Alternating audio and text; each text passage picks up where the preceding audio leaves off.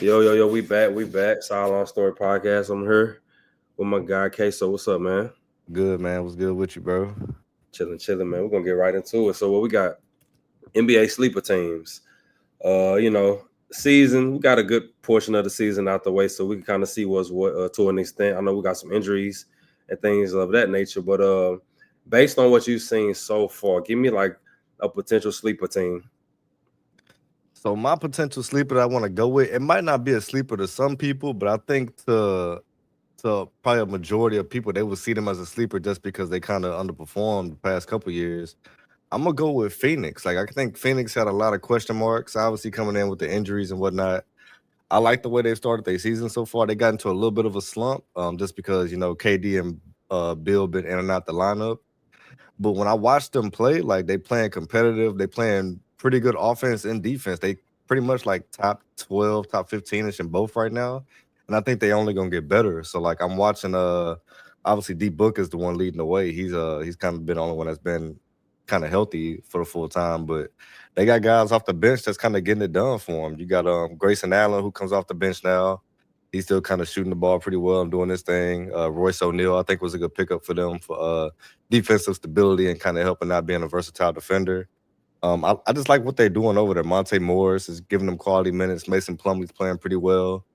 And then when the big three plays, which is Bill Durant and Booker, they look really good on the court together. So Tyus Jones, who we talked about at point guard, being the fill in, he's been to me. I think he's been the perfect option for them because you're not really expecting him to give you too much on offense. Just kind of control the pace and just get the ball to open players.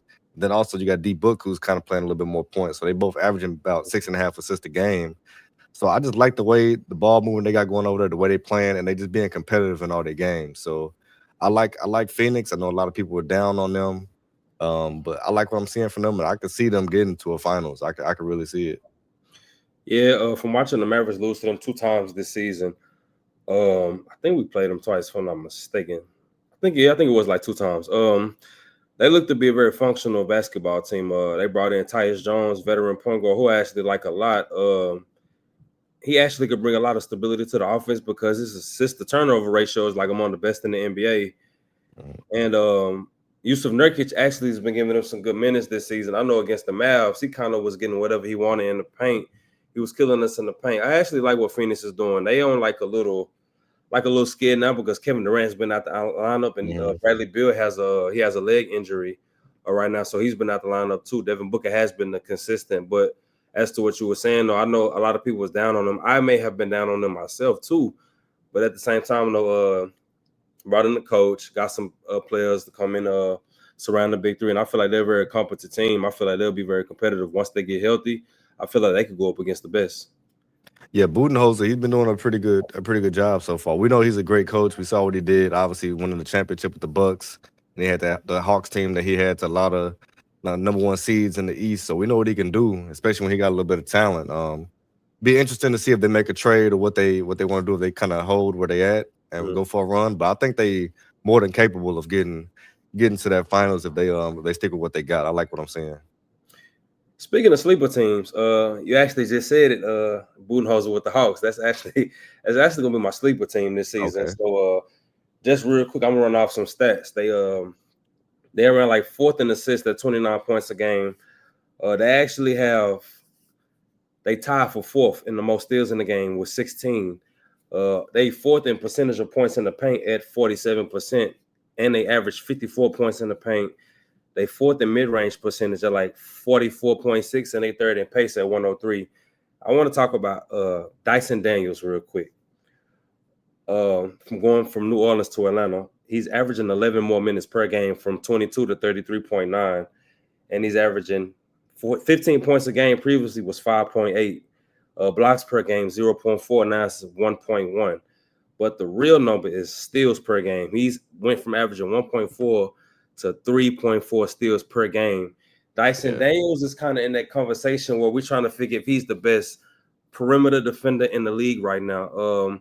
I know you got guys like Jalen Suggs, like Drew Holiday. Well, Drew Holiday's kind of on the decline, but you get where I'm going like that nature. But Dyson Yeah. Daniels has been like a revelation for this team, man. Another player I want to talk about is Jalen Johnson. Um, I like to see like the leap in scoring. I like to see leap in all stats, but scoring is kind of why I want to see. He's averaging 19.4 from 16 even. True rebounding is 10 from 8.7. Field goal attempts is 15.6 from 12. Field goal percentage is 47 from 51. Now I can kind of understand how your field goal percentage would dip when you kind of increase the volume of which shots that you take. Yeah. But I actually like what Jalen Johnson is doing. This team, I believe, if I'm not mistaken, they beat your Celtics without Trae Young. Yeah. This team, when Trae Young isn't on the floor, it's no defensive liabilities. And Zachary Richardson actually doesn't look that bad. 12 points per game. I want to say 2 assists, 3 rebounds. The shooting numbers could be better, but that's just kind of how it goes. You got to kind of grow in the area. But I think this team definitely has some potential. I don't know if they're going to trade Trae Young. I don't really know what they're going to do. I thought this team would be like in tank mode, but it's obvious they have guys like DeAndre Hunter. He's averaging 20 points per game. I just told you Jalen Johnson averages 19.4. Clint Capella like 11 and 8, 11 and 9, something like that. So they got guys on this team, and I feel like they're just a better team than what I thought they were going to be.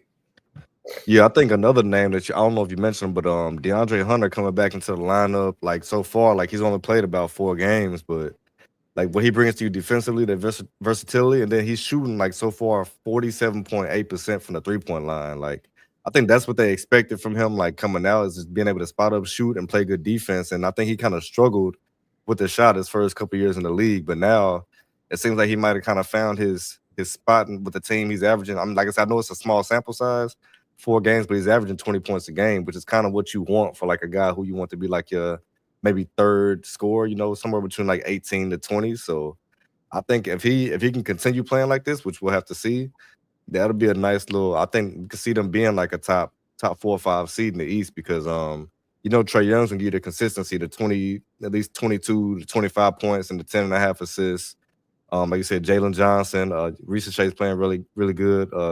Dyson Daniels, like they got some guys that are contributing. And so if Hunter can come into the mix and like kind of just add to that, that team is going to be nice because when it gets down to late in the season, you kind of figuring out rosters and rotations and stuff. Like that depth is going to be the number one thing, and then he just gives you another body. He can guard pretty much the 1 through 4, even sometimes the 5. He's a strong defender. So I think he's going to help them out a lot, and I think he's kind of the wild card for how their season goes, whether or not they decide to kind of keep going with Trae Young or if they kind of fall down and decide to make some trades. But I like the way they're trending right now for sure. Honorary mention for a sleeper team, the Orlando Magic. And I know this was a team that a lot of people had like in the hierarchy of the East as far as like teams that could kind of take that next leap. It was reported a minute ago, about a week and a half ago, 2 weeks ago, something like that, that Paolo was going to be out for the foreseeable future.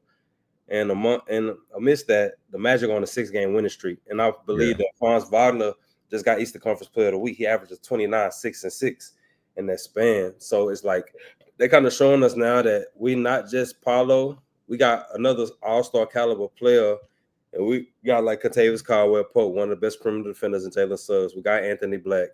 We got Cole Anthony. You know what I'm saying? We got guys on this team. And they even missing Wendell Carter Jr. as well. And it's like they're still formidable. I mean, 9-6 in the East at third place. 9-6 ain't crazy, but you're in the Eastern Conference respectfully. I want to shed some light on them. I feel like when Paolo gets back, this is going to be a team, especially from the defensive end. They're going to be a problem to deal with. So yeah. I think you just hit the nail on the head right there. Defensively, they're the top team in the league right now as far as points per game, like opponent points per game. So we know they can play defense. My question for them is the offense. They're second or third worst in the league offensively as far as points per game. So we know they can clamp people up. The problem is, and obviously they got their top scorer out right now, which is going to kind of hurt you. But even when he was playing, the offense wasn't really too like they struggled to get to like 120 points. Like a lot of teams in this league are getting to 120 points. Easy. And they average 106, 107 points a game. So we know defensively they're going to keep themselves in the game, but it's going to be the offense. I got to see them pick it up and different guys start contributing before I kind of see them as a real threat. Because, I mean, playoff time, we know, like, I think the NBA is a little bit different from most sports. I think that offense really has to carry you when it comes to the playoffs. Like, you got to have guys that can get you those buckets. And that's why, I mean, I know we ain't talking about that's why I got the Warriors. I'm high on the Warriors right now because they pretty much top 7 in both. Like they back to those Warriors when they was winning those championships playing offense and defense. So yeah, I like the Magic, but it's got to step it up on offense a little bit. Man, I'm glad you said that. They got some bad news. The Golden State Warriors did. DeAnthony Melton tore his ACL, so he'll be gone for the rest of the season. And I actually love the minutes that he was giving the Warriors this season. He can kind of do a little bit of everything for real. And I know he's definitely a threat from 3-point range too. So that kind of sucks for them. Hopefully, they could stay afloat amongst that. Other than like the sleeper teams, you kind of wanted to get into some. I know it's early, but why not do it for content? But like some coaches that were on potentially, yeah. Yeah, so honestly, like before this past like couple days, my number one coach on the hot seat was gonna be Doc Rivers. I thought he was kind of on the chopping block. I've had a change of heart with this Bucks team though. I think they about to turn the corner and kind of hit a stride. I like what I'm seeing from them. They're being way more competitive. Brook Lopez is kind of showing that he still got a little bit left in the tank, and Giannis is being Giannis. So I'm gonna give Doc Rivers a little bit of leeway, and I'm gonna go ahead. Mine might surprise you, it might upset you a little bit. I think Jason Kidd, man. I think he might. I think he got to figure something out because I mean, you coming off a finals appearance. The team has kind of been up and down so far this season. I think they got the pieces, and obviously you got the superstars. You added Clay, and I maybe I shouldn't say hot seat yet, but I just think if their expectations are where I think they are, I think you almost got to consider like, all right, could it be Jason Kidd that's not getting it done for us? I mean, we know how Luke has been with coaches. I've never heard of any static between him and J Kidd, but I mean, they not really performing as you would expect, as I would expect them to perform so far. And so I can see if they're gonna point the finger at anybody, I can see it getting pointed at Jason Kidd. So I don't know how you feel about that, but I can see that happening. Yeah, when I'm looking at the team, Kyrie Irving is like averaging 25 points per game, if I'm not mistaken. It's like he's looking like Uncle Drew. I know we put the Pelicans away last night. We look pretty good. PJ Washington is rebounding like crazy. Derek Lively and Daniel Gafford, they doing their thing. It's kind of like who's going to start, who's going to come off the bench with those two. That's a big thing. I'm loving the Najee Marshall experience. I was kind of iffy at first, but I'm kind of liking it now. Quinn Grimes, cool. Clay is going to be real spotty. And it's like I feel like it all comes down to Luka. I feel like our season lives and dies with him. Obviously, he's compromised. He's not in basketball shape. I'm pretty sure. I think he had like a groin injury. He was going through like a groin injury. He wasn't all the way healthy because that jumper ain't really been there like really since the playoffs. He's been struggling for real. I kind of want to give him some time, but I'm not mad. I'm not mad at that though. I feel like that's an interesting take for sure. But I kind of want to give it a little more time. And to touch on Doc Rivers, Giannis is leading the league in scoring. It's like 31 points per game. Brook Lopez is trying to like come around a little bit. They just said that Chris Middleton has been medically cleared to play. I don't know what he'll look like coming back. I'm pretty sure he has to play his way in the game shape. And Dame Lillard, I feel like Dame. It's saying Dame is the X factor. It might sound kind of crazy. I don't know because I don't know what to expect from Chris Middleton. I feel like Dame is making like this is like we headed towards the back end of that deal, and the back end of his contract it gets real. It's like 60. Yeah, they're gonna need him to play at a $60 million level. And like we all grew up, we love Dame. Dame is, as far as I'm concerned, like top 3 jump shooter in my generation, clutch player. Like he could get real streaky. We've seen it plenty of times, and I just don't want to say he's shot. I never disrespect Dame like that. I just feel like you got to get in the rhythm. I feel like kind of what you're saying. Like they kind of like they starting to rattle off wins. They was in a close game against the Pistons. Yeah. A few games ago, I actually watched that. It was a good game. Giannis is like willing them to win, like scratching and clawing themselves to win. They rely on the experience, that continuity that they have so far. But I just feel like Dame might be the X factor. I know that sounds crazy, but it's just how I feel. Yeah, I'm gonna give. They just gotta get a little bit more consistency. They, like I said, they competing. Like that's the main thing I look for. Is like, are these teams competing? Do they really care to win?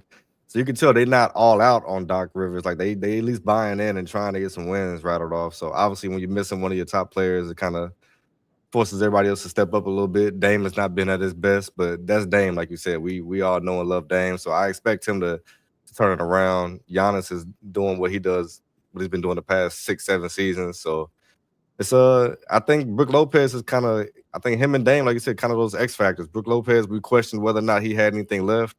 He's showing me these last couple of games like he's still that guy offensively and defensively. He's kind of doing his thing. So I like I like the Bucks being able to turn that around. They had a very slow start, but they seem to be getting it together. I know the teams they're playing against are not the greatest, but I expect them to compete against any caliber team in the league right now. And they showing me they ready to do that. So yeah, I got Doc he's off the hot seat for now.